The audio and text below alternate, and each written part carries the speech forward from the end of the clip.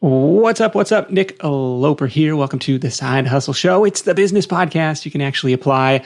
And as you know, one of the most popular side hustles, really one of the most popular business models in the world, is to buy a product and then resell it for a profit. Today's guest is an expert at that and is going to walk us through how to make an extra $500 to $1,000 a month in one particular flipping niche. And that niche is something you probably have on your feet right now. It's shoes. Bo Hunter, welcome to the Side Hustle Show. Hey, Nick. Thanks for having me.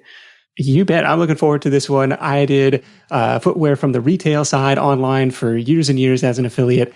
Now, Bo is a full-time band director by day. He's got a couple young kids, but with the help of his flipping side hustle, paid off over $100,000 in debt. So we're going to learn how he got that done and some of the best practices in this particular flipping niche. Your free listener bonus for this week is my list of 20 plus other items to flip for a profit. You can download that for free at the show notes page for this episode at sidehustlenation.com/shoes.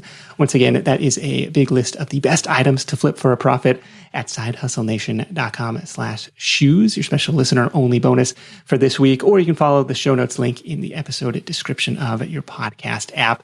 Now, I want to start off with what makes this an attractive niche. Of all the things, why shoes? Why shoes? Well, if you asked me 5 years ago, I would have told you shoes. What are you talking about? I don't even like shoes. I'm not a fashion guy.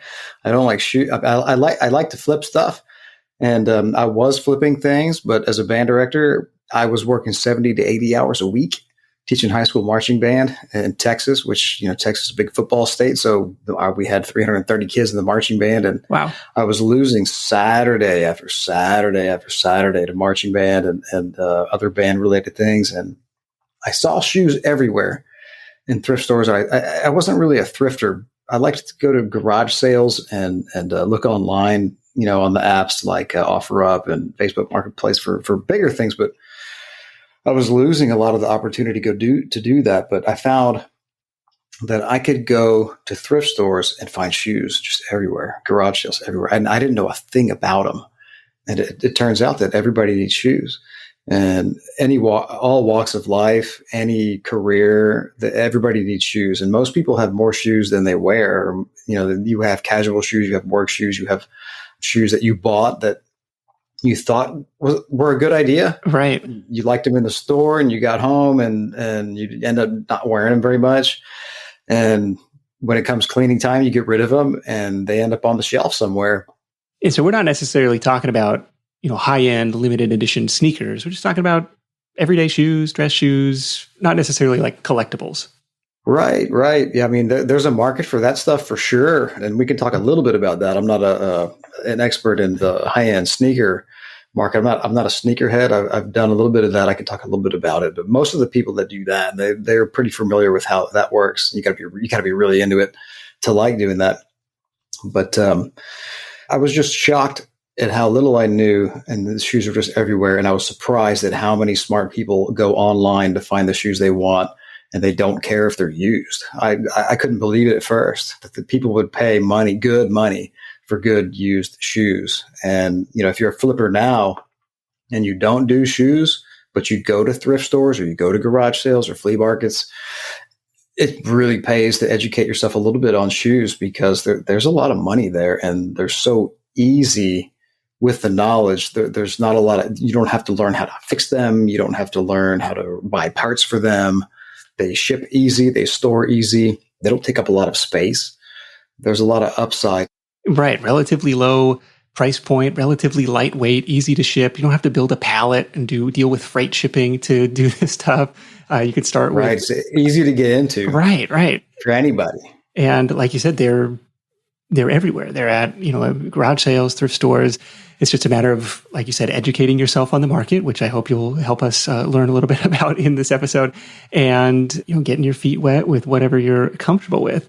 So maybe talk me through do you remember the first flip or the first pair of shoes that you bought to resell, and what made you think that was a worthwhile investment? It was in my own closet. Okay. And that's where I recommend people start. We'll talk more about this with, if we talk about sourcing, but you've got shoes in your house you don't wear. Sell them, clean them up, sell them. Your family members have shoes in their house they don't want, they're going to donate. Well, maybe they can donate them to you, and you can practice flipping them, practice taking pictures of them and listing them on. And I do eBay primarily. Since I'm still a full-time band director, I haven't done all of the cross listing, Poshmark, Mercari. I prefer to just focus on one thing and be better at that. And that's eBay for you? For me, it's eBay. The other ones, and if you can do eBay, you can do the other ones because they're much simpler from what I've experienced with those other ones. But yeah, start in your own closet and start with your family. All right. I just looked this up. It says the average American has nearly 20 pairs of shoes per person. So there's a lot of footwear lying around, perhaps inventory in your own closet. But outside of that, let's say you've exhausted that inventory, and maybe that is helpful to just to test the market out. Like, what do these typically sell for? I can learn how to package and ship those things, and then go out to the outside world and say, well, where can I replenish this inventory? Let's talk about sourcing and maybe some of the criteria and research that goes into that. Absolutely. Again, any thrift store has typically a small area of men's shoes and a huge area of women's shoes. And, the men's shoes are worth more. Women's shoes are worth less because there's more of them. And you might want to do this. Oh, interesting. Check on eBay and see how many women, just eBay search women's shoes and see how many are currently listed. And, the thrift stores are great. Garage sales, you'll find a lot of shoes. Sometimes you'll find really good shoes at estate sales, flea markets. There are people who go to garage sales and then they take all of the stuff they find and they take it to their flea market shop, and you can find a ton of interesting shoes at flea markets, church sales. You'll find shoes on Facebook Marketplace and those places. Those are usually overpriced, and people, they want more than the shoes are worth, but they're everywhere. What's a typical buying criteria for you? Let's say you're at the thrift store. Let's say you're at the garage sale. You see a pair that looks interesting. Walk me through the process of checking, the brand, the condition, the comps, all that stuff. Mm-hmm. Well, the brand is the number one thing. That's what people search for. They know pretty much what brand they want. They know their size, of course. They know what brand they want. They know they've had it in the past. They're pretty smart and savvy about it. So brand is number one. After that, I don't want to make less than $25 profit on a pair of shoes. Anything less than that, it's just not worth my time. But that's just me. Okay. And there are some times when I want to make more than that because I don't have time. If I'm in a busy time of the year, it's like a sliding scale for me. And like on on my left, I'll take a lower end shoe, like a $25 profit. I'll take it. And it's going to take me 15, 20 minutes to clean it up, take pictures, list it if I'm fast. Yeah. And sometimes if I don't have time, I may want to just look for shoes that'll make me 50 or more. There's less of those shoes. There's a lot of the shoes that'll make you $25, less of the shoes that'll make you 50 or more. Interesting. Well, that's encouraging to be able to go out and find $25 bills if such a product existed on the shelves and say, like, okay, with a little bit of elbow grease and cleaning this stuff up and effort in photographing and listing it, I can start to make some profit there. Yeah, it doesn't take very much time because that's how I started. I was buying shoes that were, $5-6, but I could profit $25-30 on them. And then that money comes in pretty quickly. And then you can buy a lot more of them. And then, but if you do the higher volume, you do have more work to do, of course, with the taking pictures, cleaning, listing, packaging, shipping. There's more work involved, but those shoes are so more plentiful. And, if you sell 10 shoes that profit $25, and that's $250. If you're looking for shoes that profit $50, then that's only 5 shoes, but those are a lot harder to find. You won't find those every time you go out, but you'll find $25 profit shoes almost every time you go out if you go to several stores. So, okay. So you're buying based on that net profit estimation figure versus, like, especially in, retail arbitrage, online arbitrage from Amazon sellers, they talk a lot about ROI. Like, if I buy it for 10, I want to sell it for 15, or, it's like, okay, I want to have that 50% ROI. And, if it's going to be high volume, I'll accept a little bit lower. But instead, like, okay, if I can buy it even for 100, if I'm going to make 125 or I'm going to make 25 net profit on it, like that's still okay. Am I interpreting that correctly? Yeah, I mean, I'm a little more basic of a guy, but yeah, I mean, 5 to 10x is kind of the sweet spot. I don't like to do $25 shoes unless I have the time, because it's going to take me 15 to 20 minutes if I select the right shoe to get that shoe prepped. So 5 to 10x the purchase price? 10x is my sweet spot. I love the 10x. Yeah, no kidding. And well, everybody does, right? But anything less than 5, yeah, I'm not super interested. Okay, yeah, buy something for 10, sell it for 100. Okay, I'm on board with that. Still to come in this episode, some of the specific brands that can deliver that kind of ROI and some red flags to be on the lookout for when you're outsourcing. But first, let me take a moment to thank our sponsor, FreshBooks. FreshBooks is the award-winning invoicing and accounting solution for freelancers, side hustlers, service business owners, agency owners, and consultants. I've been a customer for years. This is the tool that I use when I need to invoice clients or advertisers. And here's what's cool. FreshBooks is unique among tech companies in that they actually don't want you to spend a ton of time using their product. In fact, their goal is the opposite, to save you time on your bookkeeping and accounting tasks.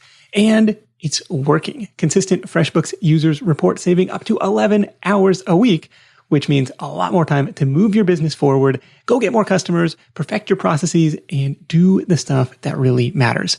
From building, sending, and following up on invoices, to processing online payments, to automatically tracking your receipt data for easier expenses, FreshBooks automates and simplifies all those tough and annoying parts of running your own business. It's also super easy to get up and running, and the award-winning FreshBooks Rockstar support team is always available to answer your questions. Seriously, you can call them up and see for yourself.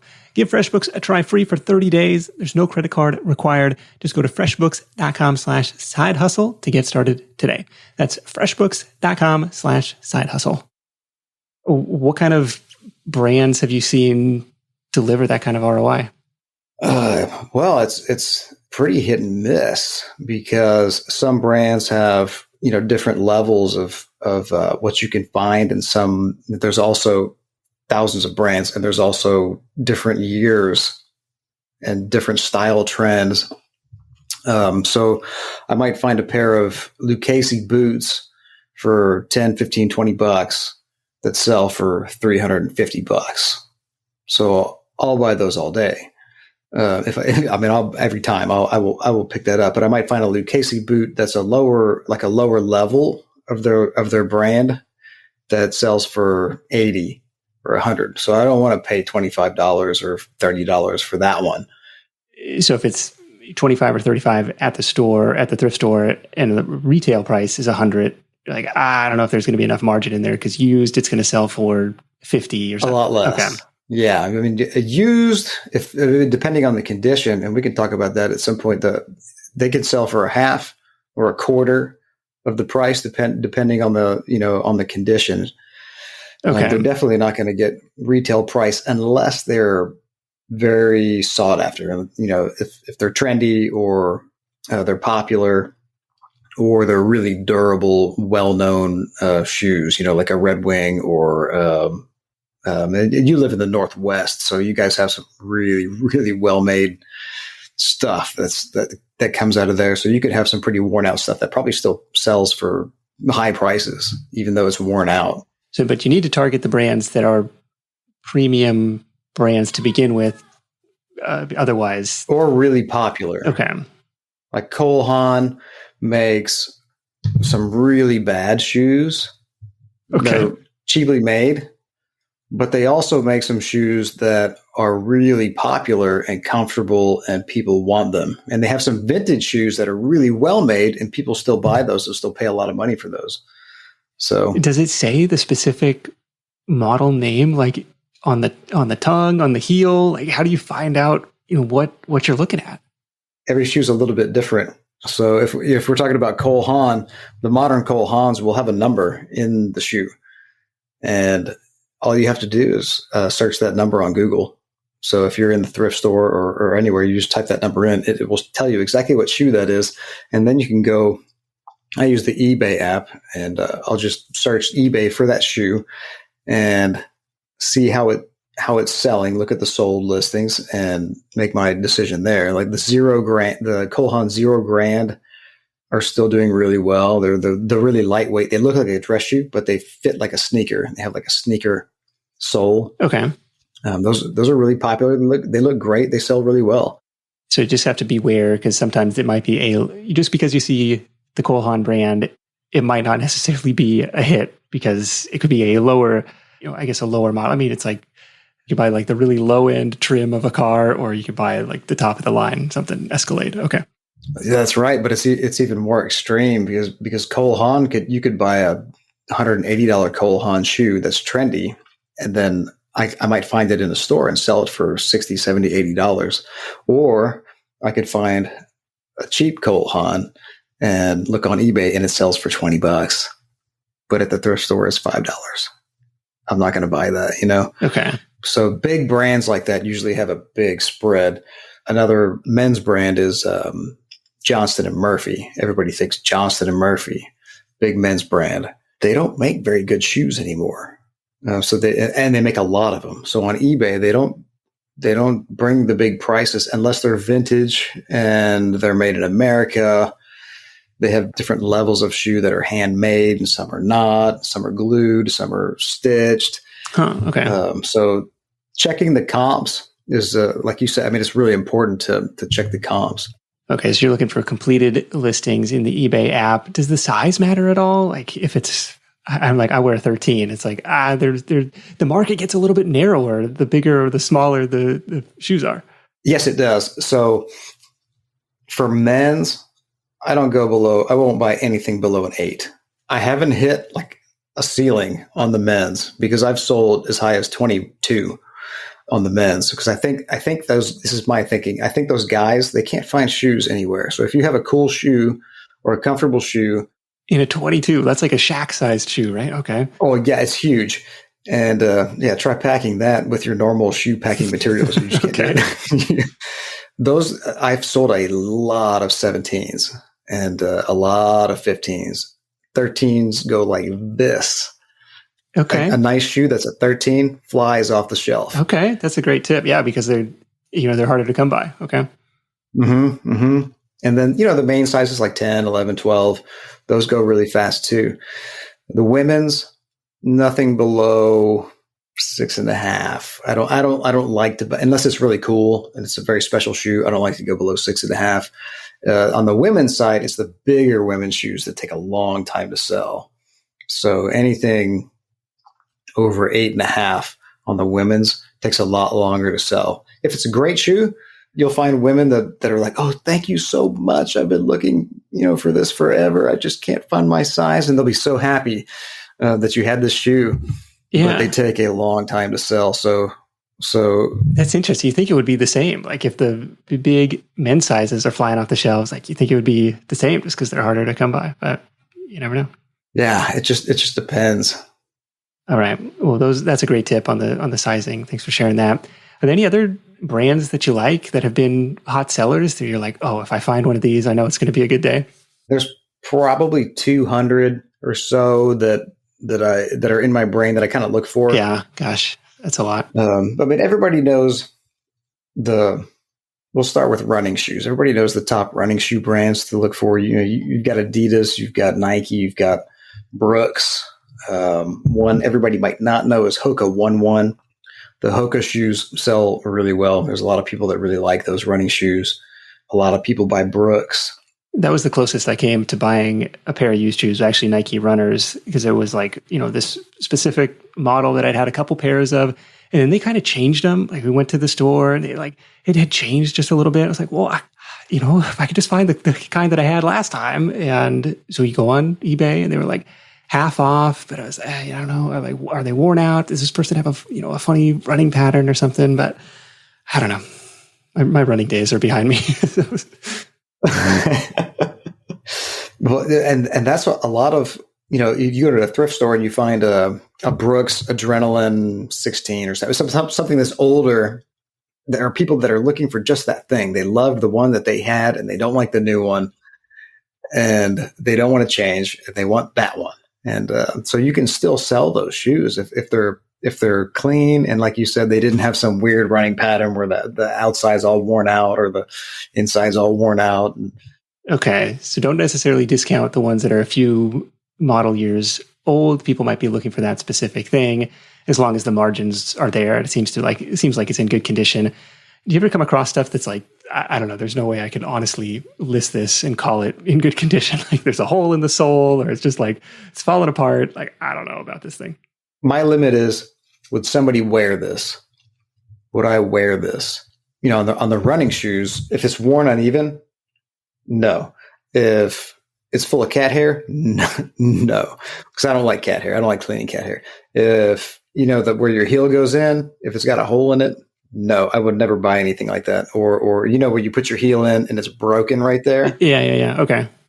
Like somebody didn't unlace it and they stuck their heel in and broke the heel counter. We call it the heel counter because it's going to cut your heel.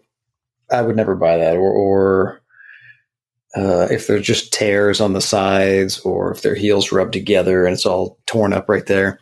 Yeah, so that's helpful on the running shoe side. Anything red flags wise on like the dress shoe side or the more casual shoe side? On the dress shoe side, it's always the same.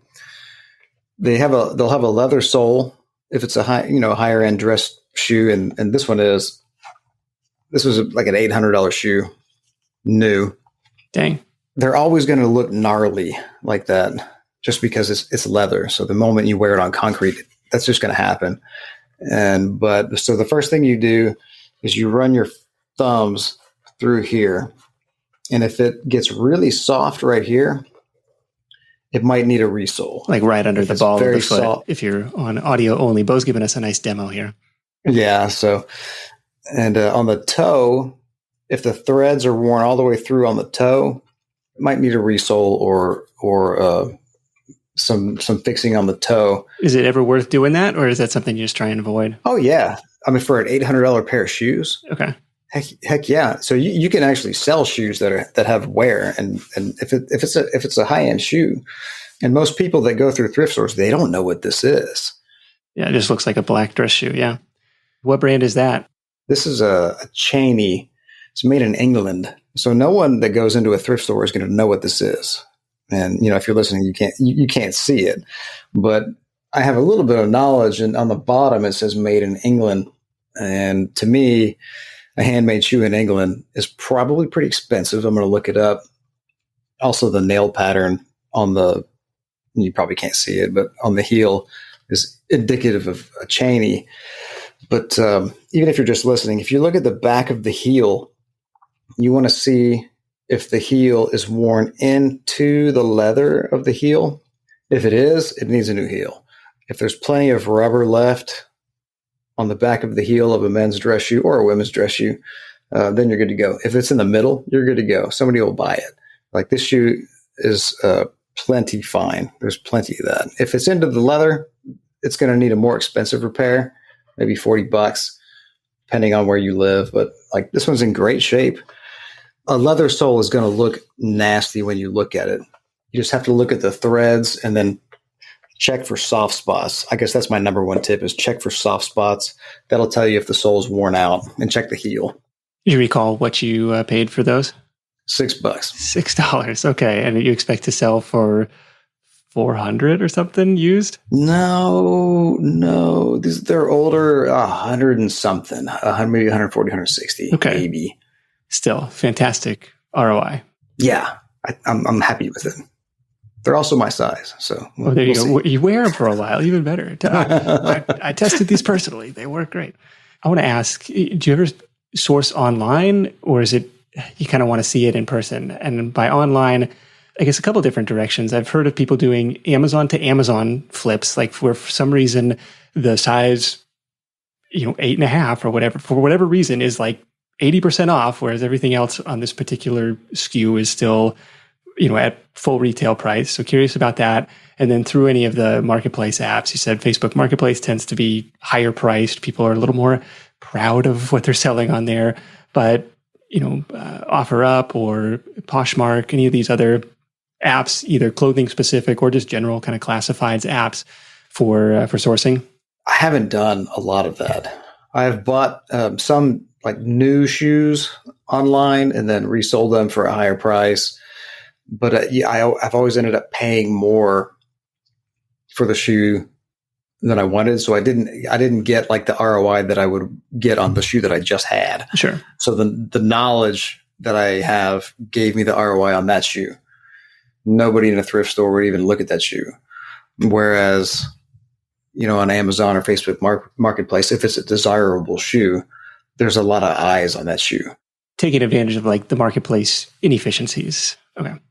Yeah, I think you could definitely do what you just talked about if you were really savvy. I just am not experienced in that, so I don't want to speak too much to that. Sure, and there's all sorts of crazy software tools that'll give you the price alert to say like, oh, here's the spread. You got to buy all that you can in this size, and it's they look at the Keepa data over the price history of this thing. There's a lot going on there, and maybe that's maybe that's something to play with down the road. We've got a whole episode on online arbitrage. I'll link that up in the show notes for everybody too. Okay, but the flea markets, the thrift stores, the church sales, the garage sales, any other places that have been unexpected treasure troves of inventory? Connections. If you are going to do something like this, make connections with the people that are at those places. I've made good, you meet the manager, you let the manager know what you're doing. Let's say my wife had $120,000 student loans when we got married. I let those people know, like, hey man, well, I got to know them first, of course. I got to know their kids' names and things like that. And you get to know them and you let them know what you're doing. And then you'll get the invite like, hey, we got some more boxes in the back. You want to go look at it? Oh, okay. Yeah, I do. And you cashiers who know you and you come in often if you have a routine. And I recommend building a routine into your daily schedule. If you're interested in something like this, you have your daily life, but there's a place here you can just stop by every day or every other day and make a routine out of it and meet the people, talk to the people. It might not be the discount day that day, but if they know you and they like you and you're nice to them, hey, it's not half off day, but I like you. I'll give you a deal on these. And they'll just put it in right there. That's helped me quite a bit. But as far as other places, that's pretty much what I've stuck to. And my fear would be kind of exposing the big secret that there's unknown margin in these things. Like, oh, I'm going to buy these for $6 and sell them for $100.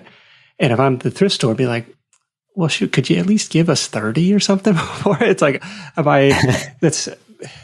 but maybe that's not their mentality. Look, we got it donated. We got it for 50 cents. Like, we're making a good margin on it. You're making a good margin on it. So it's interesting to hear, like, no, if you build those relationships, they're going to try and help you out because their goal is to clear out that inventory first and foremost, rather than, maximize They have shopping carts full of this stuff and they have to put it out and they don't have anywhere to put it. So for me, like at the stores that I go to, if I can go in the back and get the shoes before they put it out, they're happy because they don't have to put it out. Yeah, less work for them and less competition for you. Yes, which is great because on half off day when the store opens, it's a hustle. Oh, there's other people doing the same thing. Do you ever get that pushback when you try and explain? I can see you there in the aisle, you're checking comps. And do you ever get people coming over, employees or other shoppers, be like, "What's going on over here, mister? What are you up to?" No, not with shoes. I got over the initial weirdness of checking women's shoes when I first started. They're like, why are you going through women's shoes? Okay. People looking at me like, no, I just like women's shoes. More with Bo in just a moment, including how he makes his listings stand out on eBay. But first, a new way to make your business stand out. Want to take your side hustle to the next level? Make the move to streaming TV advertising today. Get this, Hulu Ad Manager can help you reach a highly engaged audience with as little as $500 per campaign. Hulu Ad Manager is designed to be easy to use. How it works is you choose your audience, you set your budget, you upload your ads, and then you can track campaign performance in almost real time. Depending on your campaign, you can find your audience by geography, age, interest, show genre, and more. And don't worry, self-service doesn't mean you have to do it all alone. Hulu's customer service team is there to help you throughout every step of the process if you need it. Now, businesses of all sizes can see their ads on Hulu. Visit huluadmanager.com/stream to get started. That's huluadmanager.com/stream, STREAM. Big thanks to Hulu for sponsoring this edition of The Side Hustle Show. So let's say you have gone out to your thrift store. I've got a handful of Targets near me. I maybe have to go do a little searching and scanning. Not as easy as scanning a barcode in the Amazon app, but a little bit of legwork trying to figure out, okay, well, what are these things realistically worth in the condition that they're in? Let's say you bring them home. Talk to me about, I'm guessing pretty minimal prep and just cleaning them up. I don't know, do you spray like disinfectant spray if they smell at all? Or like just trying to get these things ready to get photographed and get listed? They only need to look good enough to where somebody would want to put them on their feet. So they don't need to look brand new. There are some products and tools that I used like from the start that I still recommend people use, and they're not expensive. They're easy. I have a lot of products that I use because I have dealt with a lot of different materials with exotic leathers and things like that, where you do need to buy like some specialized stuff. But when you're starting out, it's really cheap. It's really easy. And as far as the odors go, I do deodorize anything that stinks. If it's like a running sneaker, I do clean the sneaker in the sink and I'll run it through the washing machine. I have like some special bags that I put them in, like those mesh bags, and some plastic shoe trees that I'll put in there. And I have a special cleaner that I'll put on there that deodorizes them, and I'll clean any dirt, soil off the sole and the midsole around the outside of the shoe. And like this one, if you're watching, it's got dirt on the sole and on the sides. I'll brush all that off in the sink and clean all that up. That's no problem. And if it's too dirty, if it's so dirty in the store that it's going to take me a long time to clean it and it's not the profit margin's not there, I just won't buy it. Yeah. But over time, you kind of learn the hard way. If it takes you a long time to clean something, you just won't, you'll never buy that again. If you see that level of dirtiness again, like I will never buy a shoe that smells like smoke. Oh, okay. No. Not worth it. It's not worth it. I have a ozone generator, and you can use an ozone generator to get the smoke smell out, or a mildew smell. You can get that out with an ozone generator, but it's like, it better be worth it for you, man, because it's going to take you a while. Cat piss, that smell, cat hair, not going to do it. Not going to touch that one. Okay. It's too hard to get the hair out. I mean, you can wrap packing tape around your fingers and get in there and try to get all that hair out, but it better be worth it. I've got several shoe cleaning kits that come up on the Amazon search here. They're all sub $20. So a little bit of product and a little bit of legwork to get that done. And then you're ready to get it photographed and listed. Have you got, the white backdrop, photo studio where you're taking product photos of these things? I do. You can find it on Amazon. It's a white photo paper hanging on the wall, and it goes over a small, cheap table I got at Walmart. And I've got 3 lights, 2 on the side, 1 on the top.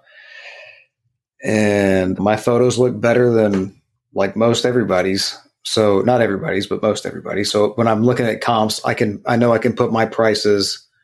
I can pick my prices towards the top of the comps. If you're just starting out, you don't want to set your price at the top of the comps that you see. If you sort it by highest first, you want to go down about 10%, 10 to 20%, depending on how good your listings are, how good your pictures look. Okay. So I have a white background, infinity looking background, just because there's a white piece of paper behind what I've got. Yeah, that's great. And so by presenting it as a premium listing, like, look, I'm going through the effort to make this an enjoyable shopping experience. I'm a professional and it looks good, versus somebody else, I'm picturing, I just take the picture straight down while they're still on my feet. And like, here, take them or leave them. It's like, okay, it's going to make it stand out versus everybody else on that search results page. So that makes total sense. Photo paper, good lighting.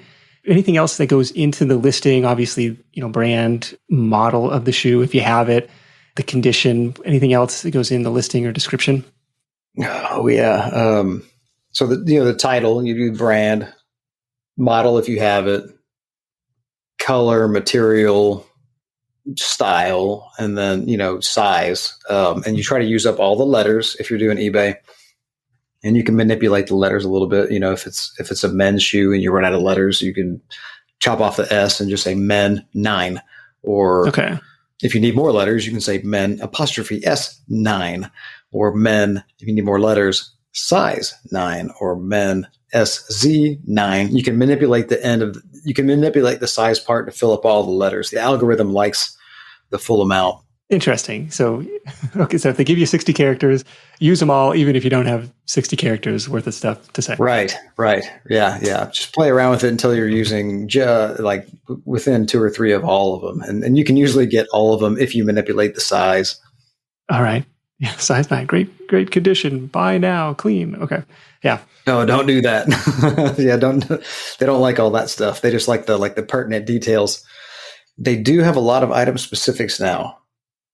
They didn't a couple of years ago, but it's important to go through and click all these silly boxes about item specifics. What is the material of the insole, the outsole, the blah, blah, blah, the blah, blah, blah, the blah, blah, blah, the Australian size. As many of those as you can do. Oh, okay. Like all the metadata related to footwear. Okay. Is it vintage or not? Yes or no? If you can just click those boxes, the more you do, the better. Just because people might be using those in their search filters for what they're looking for. Yeah, maybe. Okay. And then do you do, here's the price, buy it now, or you do set them up as an auction? How does that work? I do buy it now. I think unless it's some weird special shoe, it's very rare. I would do buy it now. And buyer, if you're starting out, buyer pays shipping until you figure out what you're doing. And it takes a lot more calculation to figure out the free shipping. I live in Houston. You live in Seattle. Is that right? All right, we're outside of Seattle. So for me to ship it to you is like twice as much as for me to ship it to somebody in Oklahoma. So if I do free shipping and I'm not aware of that, and you buy my shoe, man, that's gonna hurt. So when you're starting out, buy it now, buyer pay shipping, and you're probably going to ask me about returns, aren't you? Yeah, that's next on my list. Yeah, I would say. Well, is there a time where you transition to free shipping? Yes.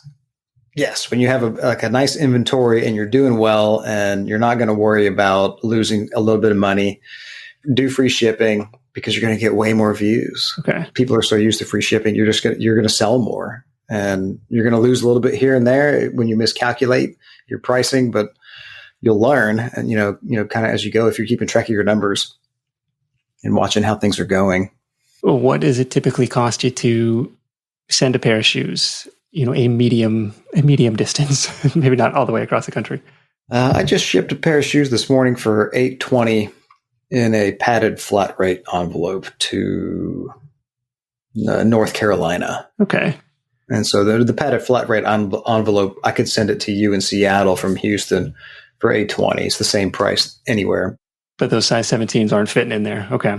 No, yeah, your size 13s aren't fitting in there. So those are going to go in a box. To you is probably going to be more $15 to $16, $17 up to Seattle. Okay. So if you're doing free shipping, that's a big difference, But yeah, that's something to bake into it, right? That extra 8, 9 to 16, $20 probably at the higher end. Mm-hmm. Yeah, like you get the bigger audience, but you also run the risk of somebody in Seattle or California buying your shoes. If you live where I live, sure. Or if New York, you have to just kind of factor that in. You're going to lose a little bit here, and you're going to gain a lot of views, and you're going to gain a lot of sales. Yeah. So, and that's through USPS. I do a lot of USPS. I do some pirate ship, which sometimes is lower, sometimes it's not. Versus the eBay. Okay, got it. A lot of times, FedEx 2-day and UPS is cheaper. You just have to check them all. Okay. And what happens when somebody gets those shoes? It says, they don't fit the way I thought they would. I don't like them. I want my money back. Or do you accept returns? How does that all work? I think you have to accept returns on shoes. They can't try them on. They can't touch them like you would do in the store. You just have to. And you have to take such great pictures and show every little flaw on the shoe and put it in the condition description so that they know it's in the pictures, it's in the description. And then I put it again in the item description. I put all the condition descriptions again. So it's in the listing 3 times. They should see it. They don't always see it, but they should. And so if there's any flaws they don't like, fine, whatever, I'll take it back. But if it doesn't fit, I'll take it back all day long. If it doesn't fit, great, send it back. Now, doing free shipping is a whole other level of calculation, but it's also a whole other level of views and way more purchases, way more sales. Yeah. Do you have the buyer pay that return shipping, or do you eat that? If I was just starting, I tell everybody, have the buyer pay shipping. Okay. For returns. Yeah, for sure. So you are absolutely sure that you're comfortable eating a return shipping. Because if you do free shipping and free returns, you might spend $15 to ship it.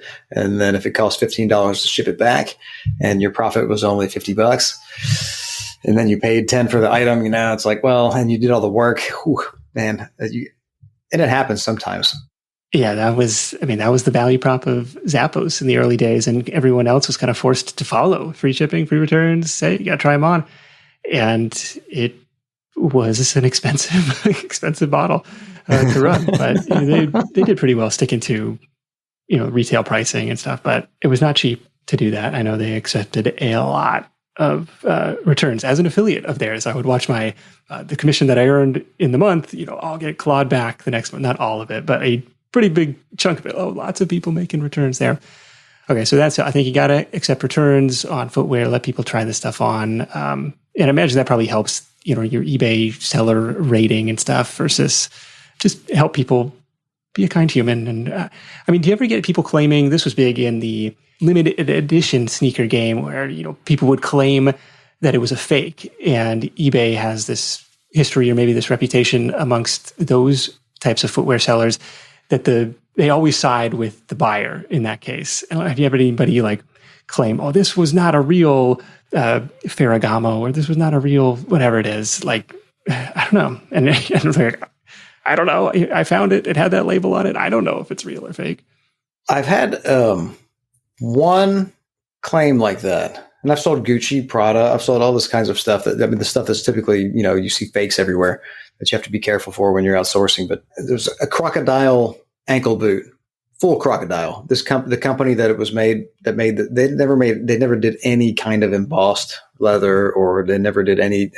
This one guy was like, my girlfriend and I don't think they're real, so we're going to send it back. And he sent it back. And then I listed them for like $20 more to cover that shipping, because I did do free shipping on that one. Somebody bought them right away. They were real. I didn't have any doubts in my mind that they were real. On the sneaker, I didn't have any problem with eBay. eBay sided with me. Everything was good. They took whatever the ding, that item not as described, they took that off. The sneakers these days, like the high-end sneakers, they have a special service where they verify the authenticity of a sneaker over, well, it was $200. It might be $150 now, but any really expensive sneaker like a Nike Off-White or high-end Jordan or something really valuable, they send it, when you ship it, they send it to I don't know if it's a guy in his house that just verifies the shoes, or I don't know what it is. Speaking of good side hustles, yeah. Right, yeah. They send it there, and then they send it to the buyer, so the buyer knows it is guaranteed authentic, not a fake. And that's a great service. Okay. And does any of your stuff go through that for any of the higher end brands? I've done some of that. They just do sneakers. So I've done some of that, and it's actually worth raising. Like if you have a pair of $175 shoes that won't sell, raise it to $200 or $205, and then it'll get that stamp on the listing, verified authentic, and then it'll sell. Boom. Okay. But nothing from, so in that case, with the crocodile ones, they just wanted to return them. That's fine. I can resell them versus, somebody filing a dispute where, this was, a knockoff. This was a counterfeit Nike or something like that. Yeah. Okay. Cool. All right. Maybe that fear is overblown. Well, the buyers are pretty smart. There are a few things to watch out for. I don't know if you're ready to get to the mistakes yet or not, but yeah, let's do it. Yeah. Nike. If you get a Nike from Marshall's and list it as brand new, that's a problem. Because when you get it at Marshall's, it's not in a box. It's not a retail Nike. You can't sell that as brand new because Nike controls their pricing really, really fiercely. So you're now competing with the retail prices. and you're listing it way lower. And that shoe was probably like a B or C stock, didn't have a box. It's not brand new in their eyes. It's like a new other, or it was tried on, or it's definitely not retail new. And Nike has been known to buy those and report you. Oh, okay. Because they're trying to protect their pricing, MSRP. Okay. Yeah. So there's that, and it's not just Nike, but Nike's the the most notable one. Yeah. And Vero, are you familiar with Vero? I don't know Vero. It's the copyright protection or trademark protection, and eBay follows it. So if you use the word Velcro in a listing, they will yank your listing and give you a ding and give you a warning. So you can't say Velcro. You can say hook and loop. Yeah. Okay. Yeah, hook and loop straps. This shoe has hook and loop straps, but you can't if you say Velcro. Because Velcro is a brand name. Yeah, Velcro is a trademark brand name, and interesting. Those people are very aggressive about finding people who use the word Velcro, and there's a ton of other ones. Yeah, I mean, like Kleenex and Band-Aid, like these generic terms that have become generic terms that are actually brand names. That's a really interesting one. So tread carefully on that stuff. Yeah, and exotic leathers you have to be careful with sometimes. You can sell crocodile, alligator. They're two different types. They're separate. Ostrich, you can sell ostrich, not a problem. Sea turtle, don't do it. You can't do it. You can't sell sea turtle across state lines, and most people would go, well, that makes sense. But sometimes you'll find that in the thrift store, sea turtle cowboy boots. Oh gosh, really? Oh, that sounds awful. Like I love. I know, right? Yeah, 70s, 80s, they were making sea turtles, and they're beautiful, but that's not good. Okay, steer clear of those for fear of the EPA or something. It's like a federal offense. And elephant boots, you can sell elephant boots. It's legal. The elephants were culled legally, and the profits from the leather companies benefit the local communities in these places, like not in Africa, like where they had endangered African elephants, but in other places like Asia and things like that, where there's too many elephants, they're killing people in the villages, and they're allowed to cull these elephants and feed the villagers, and they can sell the leather. And you can look it up online. It's legal and it's okay. It shouldn't make you feel bad, but you can't use the word elephant on eBay. You can use the word exotic. And the people who look for elephant boots, they know what elephant looks like, and they'll find it and they'll buy it. So there's some interesting things like that. A little bit of nuance there. Oh my gosh, I had no idea. I just not maybe feel comfortable walking around with elephant boots, no matter how they were manufactured. But first, whatever floats your boat. Yeah, it's helpful to say like, okay, the things you learn after putting in some reps in the business. It's the same in any industry, I imagine. Just, the ins and outs and different rules of the game that you learn by doing it. I was going to ask if there were any either products that you bought and you thought were going to sell and you ended up sitting on, or a memorable flip that you think the audience would get a kick out of. Yeah, we had, just endless shoes that I thought would sell faster than they did. And an equal amount of shoes that I thought wouldn't sell, but sold instantly for less than I should have priced them. That feeling you get when it just sells too fast. You're like, oh man, I didn't realize what I had. Is there a sweet spot for, what you would like to see them turn in? Shoes are longer tail sellers. They take a little bit longer to sell because you're looking for somebody who wears that size, wears that shoe, and is willing to wear maybe a used shoe. So sometimes they take a little bit longer to sell. So anything that sells in a month is great. Anything that sells in 3 months, still really good, depending on what your model, kind of what your model is. Okay. And so when you're looking at those comps, it'll show you the last sold date. You can see the date. If the last sold date is like 18 months ago, you're like, it was a good price, but maybe you don't want to hold on to it for that long. Or yeah, when you search the shoe, it'll show you how many are for sale at first. If there's 10,000 for sale, and then you go click on sold listings and you look at the sold listings and there's 10. You're going to go, no. Okay. So sell through rate very low. Okay. Fair enough. Is there anything that you're using to manage the inventory, you keep track of what you paid for an item, whether it's listed like kind of the workflow of certain things? Just keep it on a spreadsheet, and I keep my pictures on my computer and back them up. And I have a storage unit. It's air conditioned.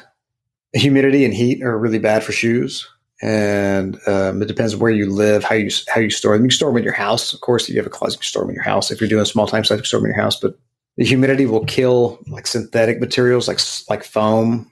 It'll wear them out. Like if you have hiking boots in your closet in your master bathroom for 10 years, there's a good chance they're going to fall apart. So when I source, I haven't said this yet. This is really important, Nick. When you go out and you pick a pair of shoes up and you think it's good and you're like, I want to buy these, you have to bend the shoe and then flex it, bend it, and then twist it. And if nothing breaks on the bottom or the sides, then it's probably okay. But I can't tell you how many shoes I've had where they just split in half. Even shoes that look brand new, because polyurethane, that rubber foam stuff on some comfort shoes. Echo is a really bad brand. If you see Echo, I've made a ton of money on Echo, but if they're not stored correctly, they will just completely fall apart when you do that. Hiking boots, same things. You go hiking a couple times and you leave them in your closet for 10 years or your garage for 10 years. They'll just disintegrate on you. So bend, flex test. That's the number one test you do before you buy a shoe. Okay. That's good to know. Make sure it's been stored climate controlled. Are you comfortable sharing a sense of the inventory that's in this climate controlled storage unit right now? The max I've had is like 400 or 500 shoes.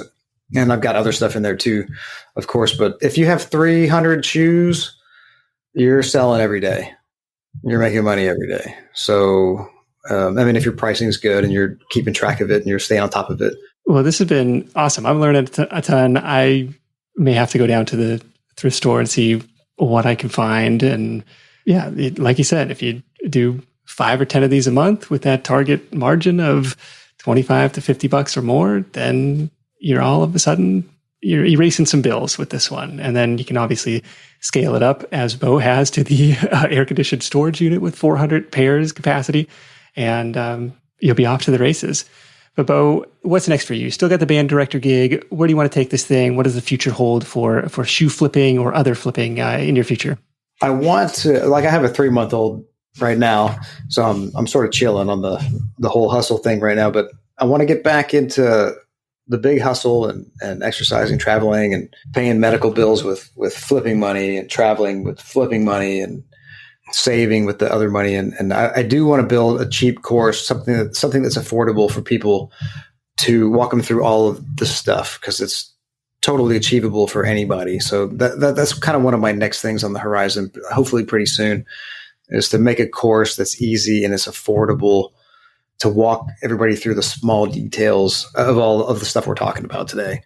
Well, very good. Once you have that, be sure to send me a link for it. We'll add it to the show notes. Is there, do you have a timeline? Is there a place where people can come and join the waiting list for that, or follow along on social media to stay in touch? Man, I don't. But, like I told you, Melissa and Rob over at Flea Market Flipper, they've got a workshop that I've done for them, and they have a list of brands that sell that I've done for them. So maybe they can help.